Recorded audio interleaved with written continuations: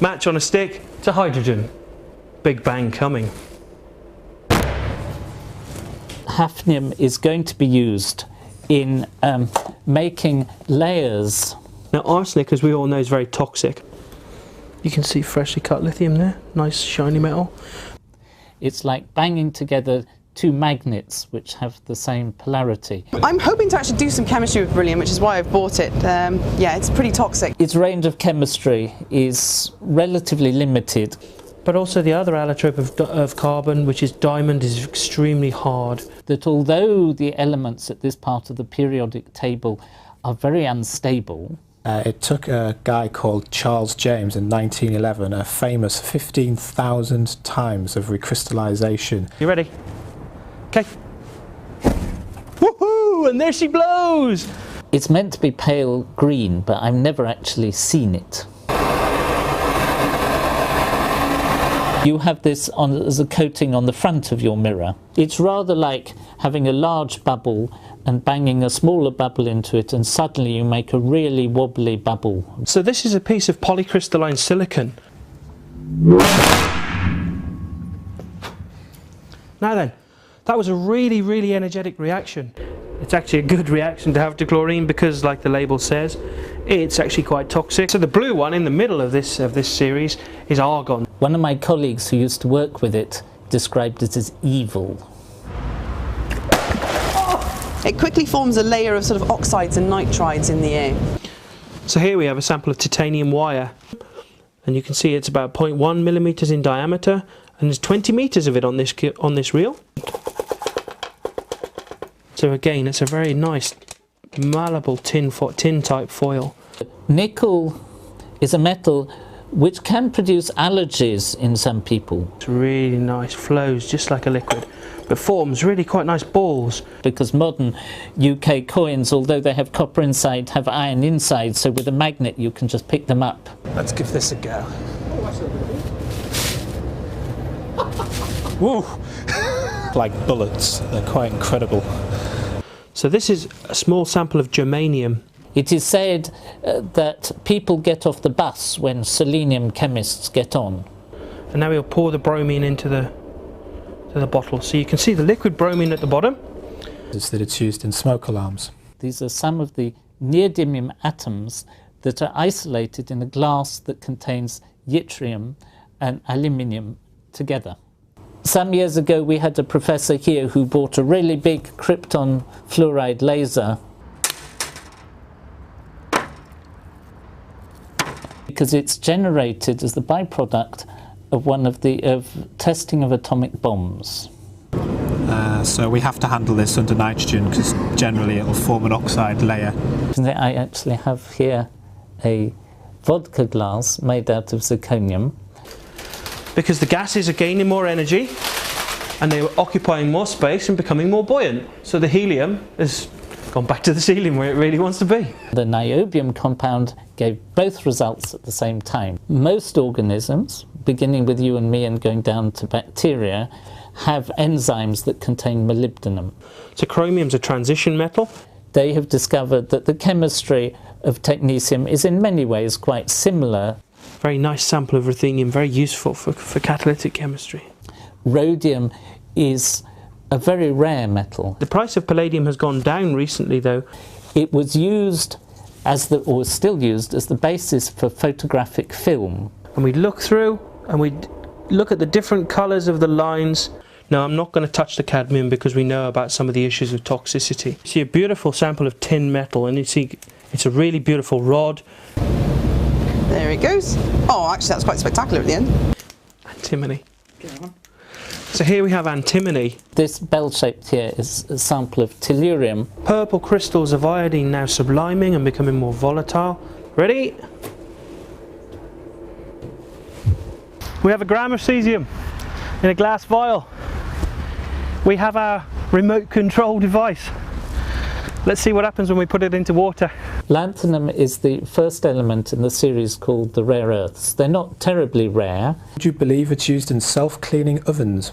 But perhaps the most interesting one is that it's been used to enable us to get within 1/1000th of a degree of absolute zero. This is an old chemistry book that I've got.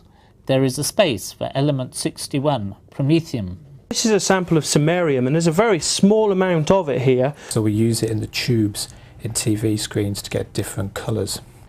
I went to this lecture because I couldn't imagine how anybody could make it interesting, and it was really fascinating. Terbium is also used in certain magnetic devices. This wonderful sample. You'd be talking about tens of millions of atoms. Holmium is a very interesting element because it has the highest magnetic moment. I think this is one of the ones which, because of its pink coloration, gets used in jewellery and things like sunglasses and things like that, if memory serves. And this was the world's supply of proactinium. So this is ytterbium, and it's a very, very old research sample, and you can see that the label is handwritten.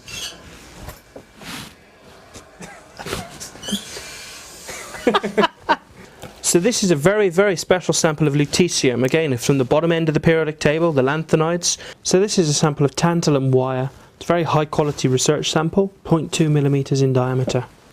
Tantalum, I haven't got a clue what it's used for. To record some spectroscopic data on it and prove that they had actually made it. So this is a sample of rhenium. So here the osmium itself. And so that this arrangement just seems to fall to bits before it can properly form. The iridium sample is a sponge. It's very, very high value, not just for jewellery, but also for the production of autocatalytic converters.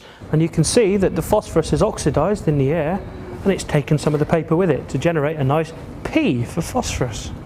Came up with the idea of gold obviously is also a storage of wealth because of the fact that it's so inert. If you want to become rich, there are better ways than trying to make gold. My other half's wedding ring. Red material that is made of thallium. There we go, straight back down to background. Because the discovery of UUH was announced simultaneously. Yeah, it's tungsten. So this is tungsten. It's long been regarded as being, bismuth-209 has long been regarded as being the heaviest non-radioactive element. Polonium was given to an unfortunate Russian citizen. Most of our students have difficulty even remembering the name, as a droplet of water splitting into two. Changing my tie to alkali metal tie. The people who discovered radium and the same were really excited about it. Has a very high refractive index and a very low dispersion. But it may not have been any bigger than the tip of a pin. People start going, ooh, not sure about that. This is the boogeyman. This is uranium turnings. So from here onwards, everything has been man-made. None of it naturally occurs. And nobody would have known, except at that point he was too tired to repair the bench. They're extremely radioactive, very hard to handle. That this is an example of barium sulfate. It's a very heavy mineral. So obviously it's pretty important our planes don't fall to bits in midair. So if we just like tip some out on the floor, we can see that the nitrogen itself will come out like a liquid. You see it's like pouring water. I still get people in the streets shouting, "Hello Einstein," at me when they're suitably drunk. Going close now, Brady, you can see all that really quite nice molten iron. Where neutrons, which had only recently been discovered when he did these experiments, is famous in Russia because he was the person who worked out the standard for the strength of vodka. You may have seen light sticks like this, building enormous machines, huge laboratories, or in the place where an element was first discovered. He worked in Berkeley, California, and it had a tap in the wall which he could open and lager would come out.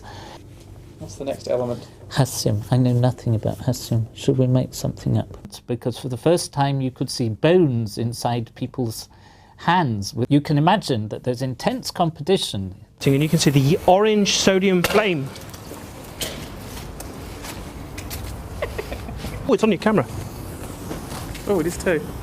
And it will be down here. But here we can see a really nice sample of indium. It might be that before we've started updating some of these videos, element 119 will be announced, and nobody will be more excited than me.